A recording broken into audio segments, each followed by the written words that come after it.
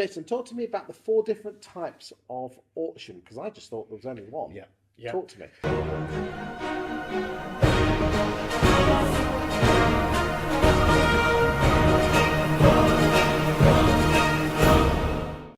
Most people think there is only one, and most people think that it's a big room with a chap at the front with his gavel, taking the bids, etc. Homes Under the Hammer, film crew. Yeah. Do you have to pay extra for that? No, we don't. We don't. It's it can be a good thing, but also it can also be a bad thing as well, because it goes into people's misconceptions of what it is. And as you know, good TV helps to sell products as well. And if you look at Homes Under the Hammer, which is a fantastic show and really helps us, so I'm not having a pop at those guys as well, because I'll see them next week. But what it does, they will choose probably the worst rundown property, because that's the one that's going to need more work. It's going to be better TV because it's a transformation from this to this. Yes. So they don't film the whole event?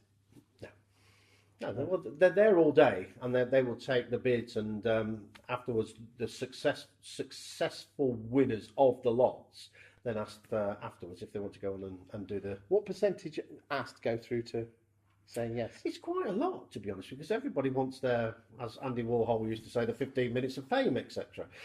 So a lot of people want to get involved with it. So the first, let's get back to the question. Yeah, sorry. The first one is the traditional man in the... Yeah. Okay. Basically, the two major types of auction, and they then fold into 2 other ones as well. Okay. There's a traditional auction, which is known as the unconditional auction, where the chap is in a room, he takes the bid, etc. The auctioneer is in a room, he takes the bid, hammer goes down, they will pay their fee, their deposit, and exchange contracts immediately. Okay. Okay. And is there any online bidding with this? Yeah, absolutely. But that's the major type of it. So the exchange contract immediately. So there's a guy in the room with a hammer, and there's people in the room bidding, and there's people online bidding. Yeah. That's and you call that traditional. Yeah, and on the telephones, but also proxy bids as well. People that can't attend the auction, they'll put their bids in as well. So the hammer goes down, they pay the fees, pay deposit, exchange contracts immediately, then they get a maximum of 28 days to exchange. Okay. The other one is what we call the conditional auction, and as we mentioned earlier, it's also known as the modern method of auction. Okay. So the sale is agreed, the hammer goes down, they will pay their So we're still in a room? Yeah. It can be a room or online as well, but I'll come on to that in the second bit. So the sale is agreed. They pay their fees at that point. They pay their reservation fee, which is non-refundable. Then they get 28 days to exchange. Okay. Then a further 28 days to complete. So it's kind of like an open seal bid method. Absolutely, yeah. So it's that secure way. Transparent as well. Completely and utterly transparent. That might work quite well with sealed bids. Yeah, and this is how more and more properties are being sold with funding and mortgages, etc. What sort of deposits on that modern method are we talking about? The reservation fee is 4% of the purchase price, and you lose that if you pull out. Yeah. Well, that means that you're serious then, doesn't it? Absolutely. I mean, most people that are selling property via... That sounds a great way if you've got something a bit quirky. Yeah. I mean, I didn't know that. Everybody that's selling property via auction are motivated. They're motivated sellers because they've made the commitment that they want to do it within that timescale, and the buyers that are buying, they're very motivated as well. Hold on a second. So it's not to do with the property; it's to do with the vendor. Absolutely. Yeah. It's all to do with the clients. The most important thing is finding out the client's wants and needs. Because I think estate agents, we think it's about the property, don't we? Yeah, absolutely. And if you look at it from the point of view, and I'm going back to my very, very old days, right back in agency with Connells and all those things, and I can remember having to take photos and then running down to Boots and getting them developed and then sticking them on details and everything along those lines. We used to use a thing called the newspaper as well to advertise properties. I don't know what you're talking about. Yeah, but I always remember sort of like November, December time, getting calls from clients saying, "Don't worry about putting my property in the paper this week. I've got my great aunt Nellie coming over from Australia. Let's relaunch it again in January and have a really big push." They're the ones which it won't work for auction. Okay. The ones where it will work for auction are the ones which are saying, "Is there any chance I can be out before Christmas? I want to be out before the new year." So it's all about the motivation for them. Excellent. So that's 2. What are the other 2?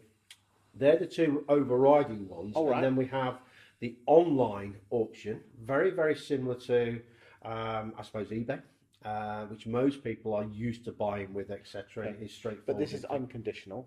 This can be both of them as well. This is what's looked at. So it could be either unconditional or it could be conditional. So the critical thing is, again, going back to that client, finding out what's right for the client. For example, if it's a burnt out shell that they just want to get rid of as quickly as possible, then it's going to be an unconditional one, probably in a room, which one. So again, coming back, the first question is not whether it's online or in a room, Yep. it's whether it's conditional or unconditional. Yep. And then the sub off those is Room or online. with you. Yeah. So it's finding out what's right for that customer, how it fits into their requirements What and needs. what do most people do?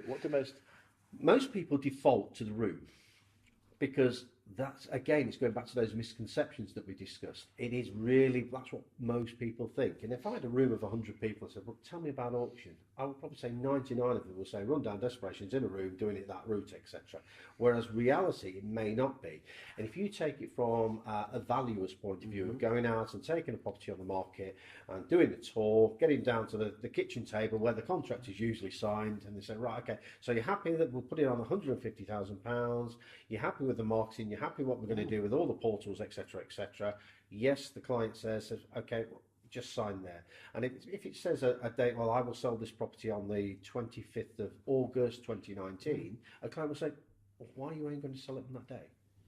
Well, that's when the room is. So it may not be right for that customer. What we do is make properties available to people straight away with the online auction. So you could see a property this morning in the online auction, you could go and view it at lunchtime, you can make an offer on it, and if the offer makes the client smile and happy and makes the agent smile and But surely happy, that's private treaty, isn't it? no, because it's a similar way. And what we have with Oh, this, it's the offer online so people can, everyone else can see. like on eBay, where people can literally see where the bid is, what offer it is, how long's left on it, etc. But at any time, somebody can make an offer on the property. It may, make the client want to take it. And if the client turns around to us and the agent says, "Yes, I'd like to take that offer," we can put the hammer down at any time against what the client wants, and sometimes it's even below what they've originally asked for. Well, it's giving transparency, isn't it? Which is one of the biggest criticisms that we have as an industry. Yeah, Fascinating. absolutely. But one of the biggest things that we have is the amount of sales that we do, what we call post auction, is phenomenal. Because all clients, when they go to auction, they will set a reserve price, and that price is where they're comfortable of what they want to achieve. If we don't hit that reserve price for them, by law we can't sell it. So the reserve price could be 100,000, and we may have an offer of 99,999. By law, we can't actually accept that. But once that auction's finished, we will speak to the customer and the client and say, look, what You at SDL will do this. us at SDL will do that, and we would chat to them and say, look, what would you like to do? And the client would generally say, yes, I'd like to accept that, and we'd get that sale done. That works. Thank you very much. Thank you, Jason. Brilliant.